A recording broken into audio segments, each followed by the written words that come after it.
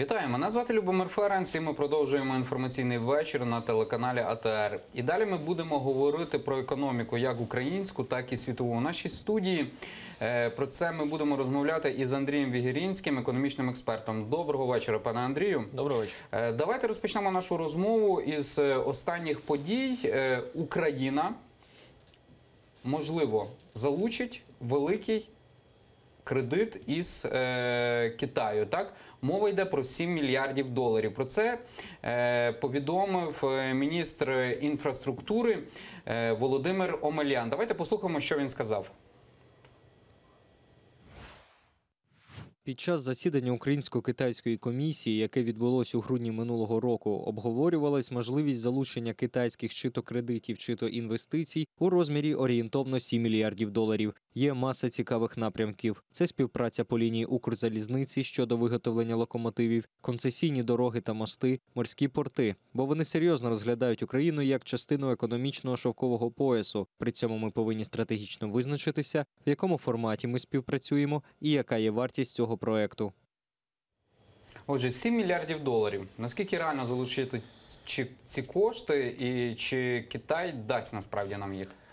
Давайте не об'єднувати це все в єдину цифру, тому що насправді це є зовсім невірно.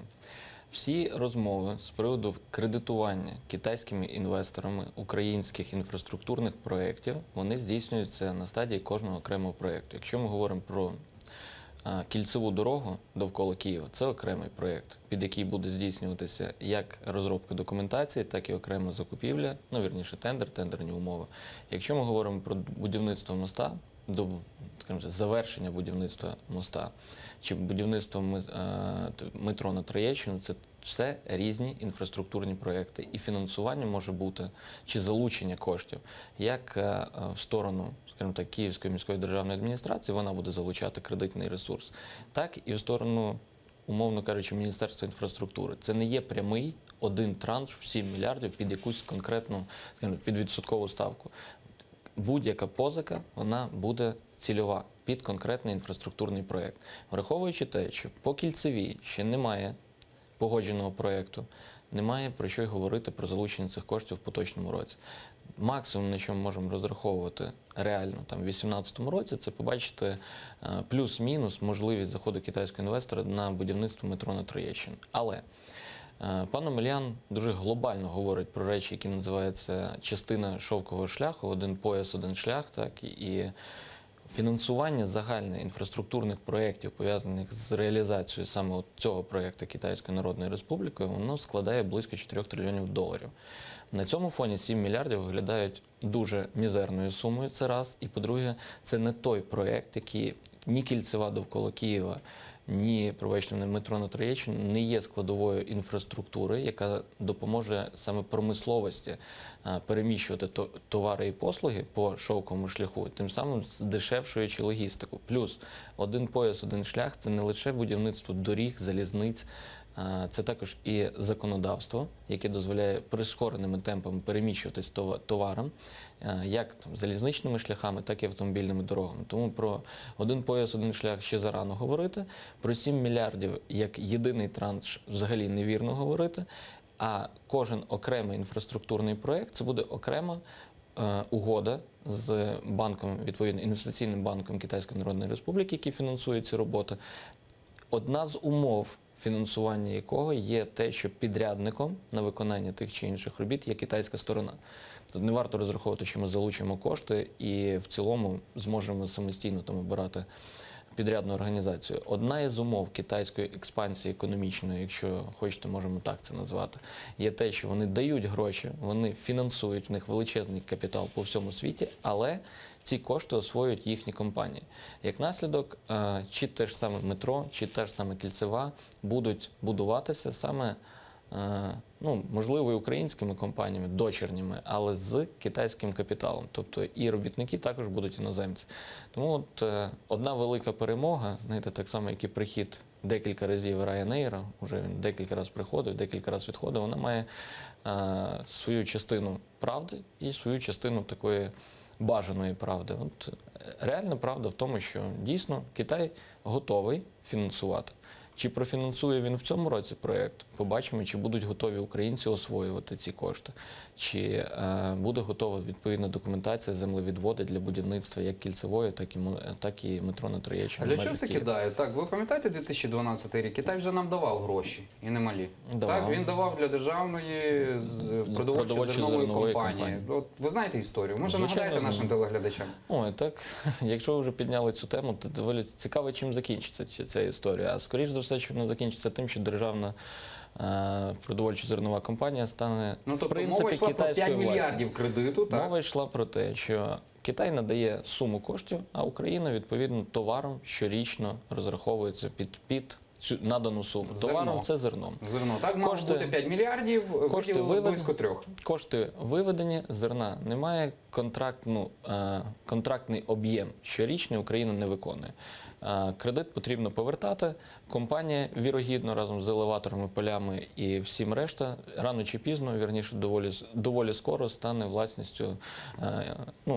В минулому році, здається, Міністерство аграрної політики говорило про те, що от якраз вони перебувають в стадії переговорів з інвестором китайським з приводу відстрочення чи реструктуризації заборгованості за цим Ну, кредитом. суди йдуть, здається, в Лондоні, так? Щодо цього питання. Ні, з приводу судів не готовий сказати. Пам'ятаю, що переговори йшли. Власне кажучи, суть воно не міняє.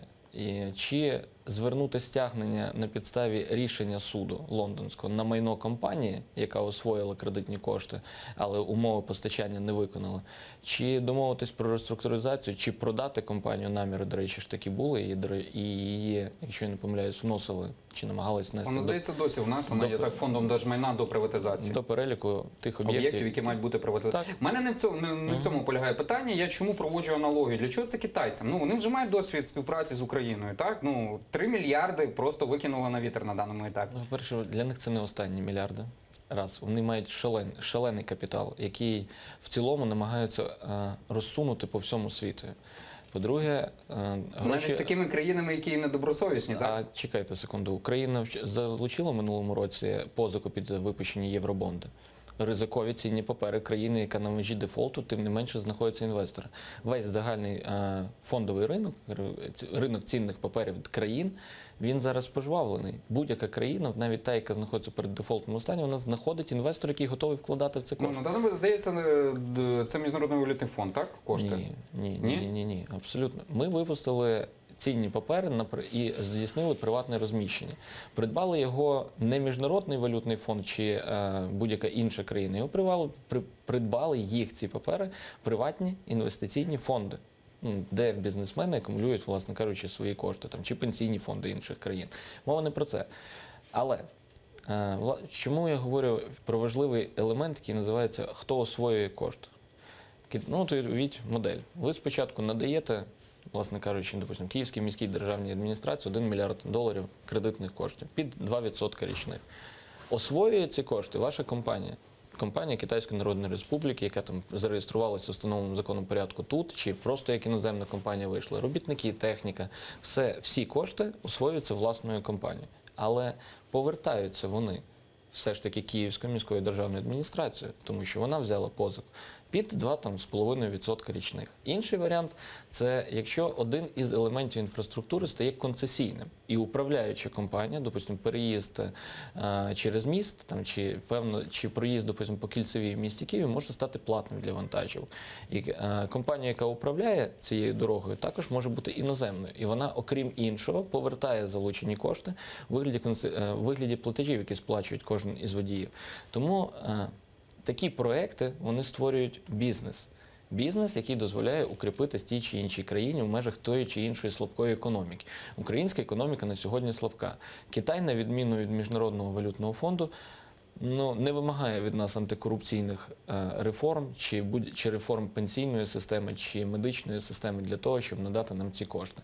А як наслідок, він для нас, як інвестор, більш цікавий. Не для нас, а власне кажучи, для реалізації інфраструктурних проєктів він більш цікавий. І якщо ми повернемося до Державної продовольчо-зернової корпорації, є момент контролю за використанням коштів. Якщо ми говоримо про аналогію з Європейським банком реконструкції та розвитку, з Міжнародним валютним фондом, ці люди так чи інакше консультують і уряд, і Національний банк, і їх представники приїжджають в Україну і дивляться, загальна фраза стан моніторингу реформ чи впровадження програми співпраці. Коли надається кредит, допустимо, китайською стороною, а як наслідок, повертаючись до державної продовольчо-зернової компанії, кошти були виведені за кордон, чи контролює кредитор використання цих коштів? Ні, він не контролює. Є це корупційним фактором? Певно, що є. Правильно? Ну, До чого ви ведете? я веду до того, що кредитор, який не контролює стан виконання коштів, він більш комфортний для влади, якщо ця влада є такою, що може піддатись на корупційні ризики. Отже, Україні більш цікавий Китай, тому що він не буде контролювати своїх коштів. Все правильно резюмуємо? Так само, як Україні цікавіше залучати зараз кошти, випускаючи цінні папери, облігації зовнішньої державної позики. Так, а Китаю для чого віддавати ці гроші? Так? Ну, от ви самі підсумовуєте, що Україна є корупційною державою. Так, Україні цікавий Китай, тому що він... Я відповів на це питання. Їх сфера впливу в Україні, чи це буде Україна, чи це буде Російська Федерація в її там в тій частині, яка межує з Китаєм, чи це буде Індія як частина єдиного поясу, єдиного шляху. Так? Їхня присутність збільшується. Це є економічна експансія як для населення, так і для економіки, так і для бізнесу. Гроші породжують більші гроші. Ось і все. Країна. Пане Андрію, як збільшилася китайська експансія в Україні з 2012 року, коли вони втратили близько 3 мільярдів Хто вам сказав, доларів? що вони втратили? Ну, поки що. Ну, вони стараються їх повернути в тих чи інших. Ні. Чому вони втратили? Ну, ви ж самі сказали, що... Ні. Ви говорите про те, що відбуваються розгляди в суді, так? Моменту повернення коштів. Ці кошти забезпечені майном підприємства. Вони стануть власниками підприємства. Можливо. Ні, це неможливо. Це у випадку, якщо Україна поки що йде судовий розгляд. А які варіанти можуть бути за результатами судового розгляду, де безапеляційною є вимога кредитора? Я надав кошти, ви мені товар не поставили в встановлений термін, будьте добрі, або поверніть кошти. Зачекайте, ми тут взагалі можемо запутатися, тому що, йдучи в вашій логіці, китайці теоретично дадуть вони на Укрзалізницю. Гроші теоретично розпиляють, як у випадку там з Державною продовольчою зерновою корпорацією. Так що, китайці відсудять Укрзалізницю чи як? Питання в тому, що кредит, який буде залучатися, допустимо, Укрзалізниця, він гарантується. Це, знаєте, є державний борг і гарантований державою борг. І я думаю, що це буде гарантований державою борг. І судитися будуть з Укрзалізницею як з реципієнтом, але в той самий час третьою особою буде Міністерство інфраструктури. І в подальшому через міжнародні суди, коли буде рішення на користь Китаю, зрозуміло, що вони не знімуть у нас частину рейсів там, чи не заберуть частину локомотивів, тому що вони їм, власне кажучи, не потрібно. Просто через судове рішення Міністерство юстиції перерахує частину коштів на рахунок інвестора. Тому кредитувати держави, в принципі, є безпрограшним варіантом. Держава так чи інакше з часом погашає свій борг. Немає держав, які не платять Тобто в будь-якому випадку Україна може бути в мінусі чи як? Україна в мінусі... Ні, ну чекайте, давайте позитивно, то ми зайшли з вами в негатив. Ні, ну просто є досвід, так? 5 мільярдів.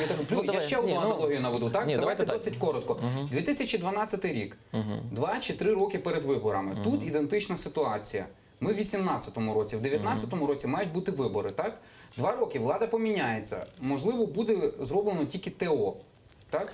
Чи ТЗ, так? Технічне завдання. Бачите, ми в 12-му році ніхто не планував революцію, яка відбулася в 14-му році. Так ні, але планувалися вибори 15-го року. Ми це аналог. Ну, Тут майже така сама ситуація. І за електоральними вподобаннями не було особливих таких підстав говорити про те, що ця влада там чи не встоїть. У 2012 році, на хвилі успішного проведення Євро-2012. А зараз є підстави говорити, що влада не встоїть? А ви електоральні рейтинги дивитеся і соціальні опитування? І як? Електоральні рейтинги також в партії регіони були невеликими тоді. Ні, ми зараз про сьогоднішню ситуацію. Це та сама ситуація була. Ви говорите, тоді ж влада також не мала високих рейтингів. Є ситуація, знову ж таки, про яку ми починали говорити з вами. Кредит надається державі, а не конкретному політику. Міністерство інфраструктури, Укрзалізниця. Але кредитом буде розпоряджатися не держава, а конкретні політики. Ну, а так завжди буває. Ну, і політик не буде нести за це відповідальність. Чи чиновник не буде нести за це відповідальність. Буде нести юридична особа. Юридична особа – це Укрзалізниця чи Міністерство інфраструктури. Тому знову ж таки, інвестувати в Тут варто державні уточнити, компанії. чиновників Державної продовольчої зернової корпорації, по них відкриті кримінальні провадження, їх шукають деяких і так далі. Ну, не все так сумно. Ні, питання відповідальності понесло? Відкрите питання, так? Тому що зареєстроване кримінальне провадження чи міжнародний розшук осіб, відповідальних за розпорядження коштів, це не означає повернення цих коштів. І це не є мотивацією не повертати. Власне кажучи, у нас директор був в державній компанії, він розбазарив кошти, які ви надали, тому ми вам їх не повертаємо. Кредитора це не цікавить. Політики змінюються, інституції державні вони залишаються. І держава завжди буде, нова політична влада, вона буде завжди правоприємником попередньої політичної влади. Хоче вона цього чи не хоче. Нам же ж ніхто не списав кредити, які ми взяли при злочинній владі Януковича. Зараз суд в Лондоні винесе рішення про те, що навіть той кредит, який всі називають злочинним, Україна повинна заплатити. Власне кажучи, одне рішення вже є з даного приводу. І просто залишилося, щоб апеляційна інстанція підтвердила його. Це зрозуміло з грошима Китаю, 7 мільярдами теоретичними, які можуть бути виділені під державні гарантії Україні. В останній день гривня дуже сильно зміцнилася. Так, перейдемо більш до насущних проблем. Я їх так назву. Майже вона виросла, тобто гривня зміцнилася на 14 копійок. Грошей Міжнародного валютного фонду немає. Так?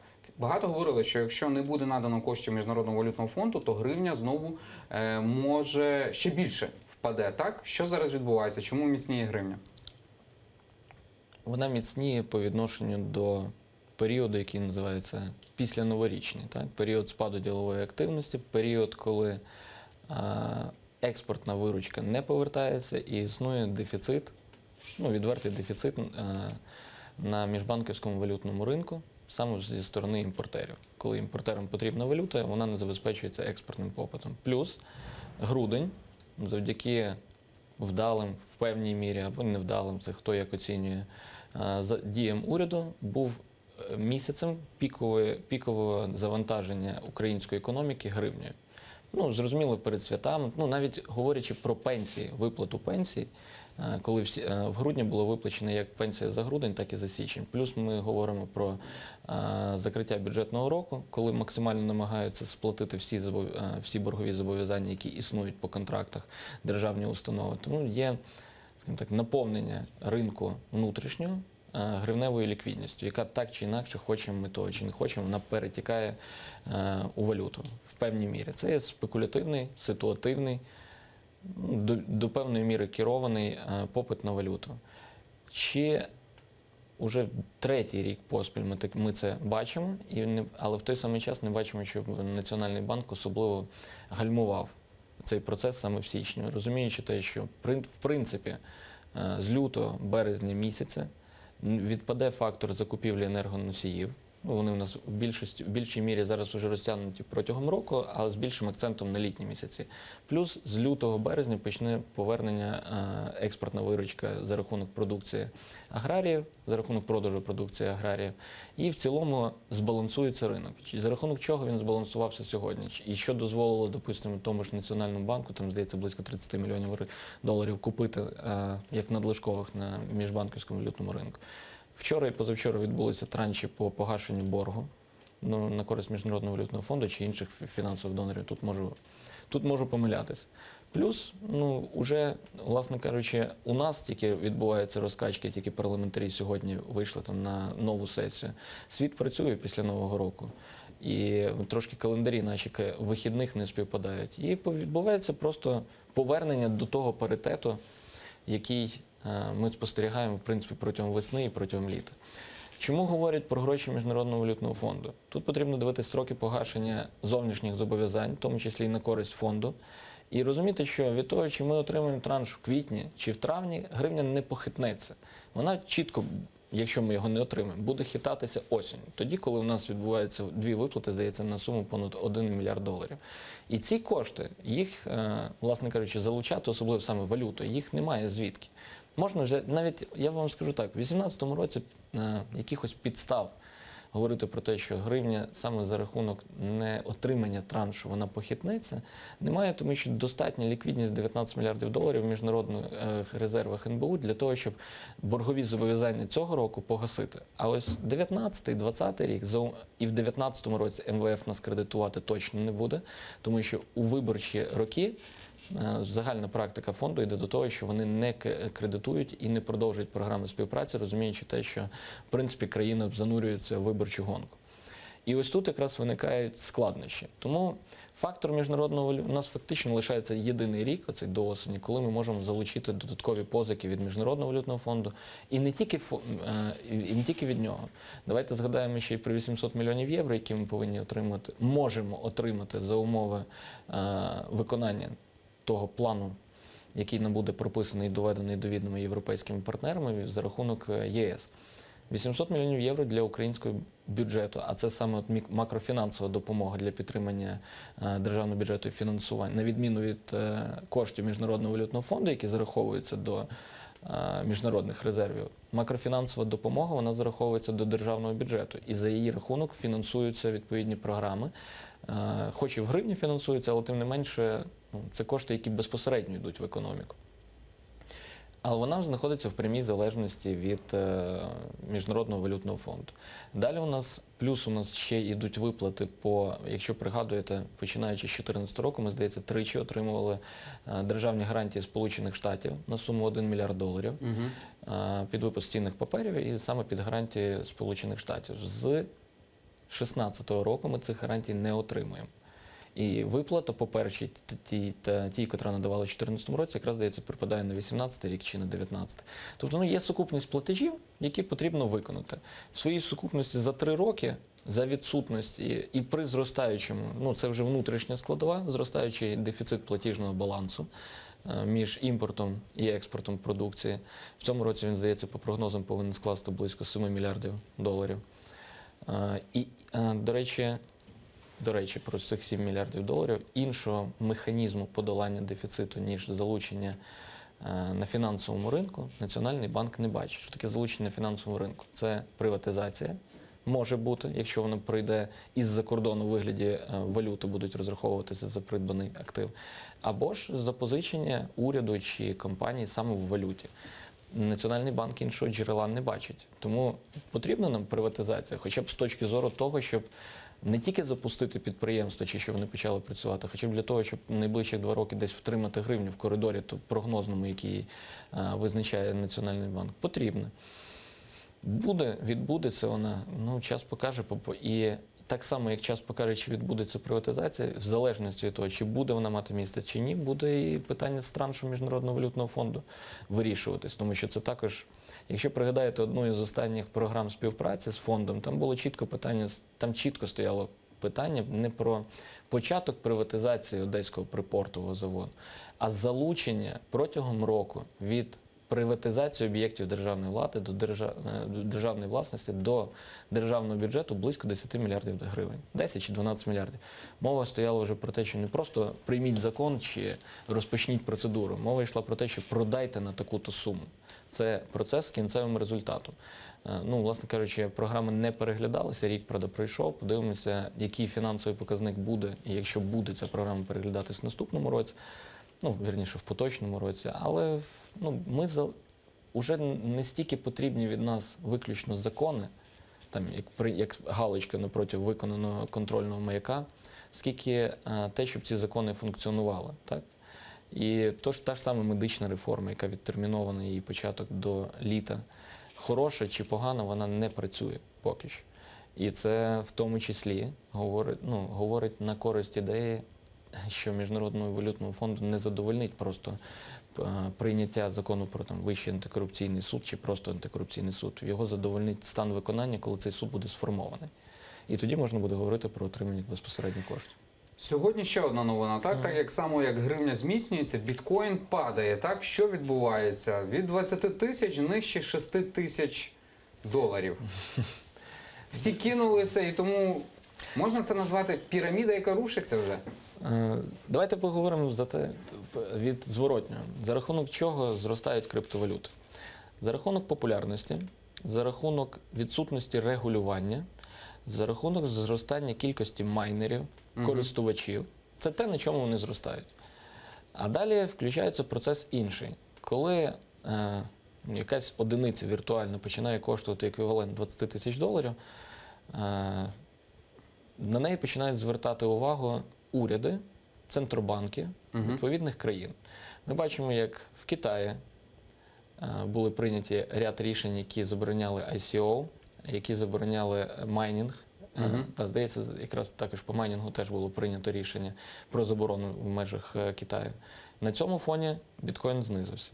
Далі ще два центробанки на минулому тижні обмежили операції з біткоїном, знову відбулося зниження. Потім почали здійснюватися відколення. Біткоін кеш, ще один вид біткоїна. Тобто, по мірі того, як операції стають регульованішими, відповідно, вірніше не операції, як сам факт існування цієї валюти стає більш регульованим і підпадає під моніторинг центральних банків і офіційних органів, тим менше, скажімо так, попит і бажання в осіб бути користувачами цієї віртуальної валюти. Я не говорю про те, що не буде зворотнього характеру, чи про те, що криптовалюти, як такі, вони втратять свою актуальність. Ні. Хороша ідея, вона гарно зараз буде промоніторена на рівні Болівару. Да, здається так, в Болівії ж криптовалюта національна, яка забезпечена нафтою. Цілком вірогідно, що аналогічна криптовалюта з'явиться і в Китаї з часом. І Російська Федерація виносить такі наміри. І в тій чи іншій мірі поява валют, забезпечених сировинним ресурсом, газом, нафтою, золотом, вона буде витісняти, і це оце ключове, як на мене, воно буде витісняти із міжнародних розрахунків долар, тим самим зменшуючи роль і вплив Сполучених Штатів на свою світову економіку. В тому, що ми говоримо, повертаючись до вашого питання про біткоін, як на мене, то саме ситуація з приведенням операцій, оподаткування доходів, які отримуються за рахунок криптовалют, у правове поле регулювання тих чи інших країн, вона і зменшує вартість цієї криптовалюти. Тобто вона ще більше падатиме, якщо будуть тиснути різні регулювальні органи, якщо, так? От на сьогодні в Україні є там певна кількість майнерів. Статистику не знаю, Бог з ними. От завтра це важко, так? Так, бачите, військова прокуратура ж змогла виявити майнерів, але це інша історія. Давайте говорити про те, що сьогодні Верховна Рада приймає рішення теоретично про незаконність операцій, пов'язаних з виготовленням чи здобуванням криптовалюти. Далі Національний банк приймає рішення, допустимо, про те, що разом з податковою, з Міністерством фінансів і знову ж таки проходить через Верховну Раду про оподаткування доходів, отриманих від операцій з криптовалютою. Багато буде бажаючих додатково, за наявності заборони для Україна на глобальному ринку біткоїну, не думаю, що відіграє велику роль, але тим не менше. В Україні кількість бажаючих майнити стане значно менше, тому що це незаконна діяльність. А коли ще почнуть піддавати оподаткуванню ваш дохід від цього, теоретично, бажаючих стане ще менше. Уже зміниться, а потім приймається, допустимо, акт, який зобов'язує власника так чи в тій чи іншій мірі повідомляти податково про операції, які він здійснює, на чию користь він здійснює ці операції, чи не фінансує він тероризм, так, чи не фінансує він бойовиків в Донецькій і Луганських областях. По мірі появи додаткових важелів регулювання, саме цінність біткоїну як швидкого засобу платежу, який не відслідковується, так, вона буде втрачатися. Дякуємо Андрію Віргінському. На жаль, ми мусимо закінчувати. З нами у студії був Андрій Віргінський, економічний експерт. Я, Любомир Ференц, буду з вами вже прощатися. Після новин ви подивитеся розмову із Ларисою Гольник, суддею Октябрського районного суду міста Полтави. Інтерв'ю з нею ми записали напередодні. Ви почуєте її розмову і як вона бореться із очищенням взагалі і добросовісністю у її як судді, у суддівській владі, і як вона бореться проти мера Полтави Олександра Мамая.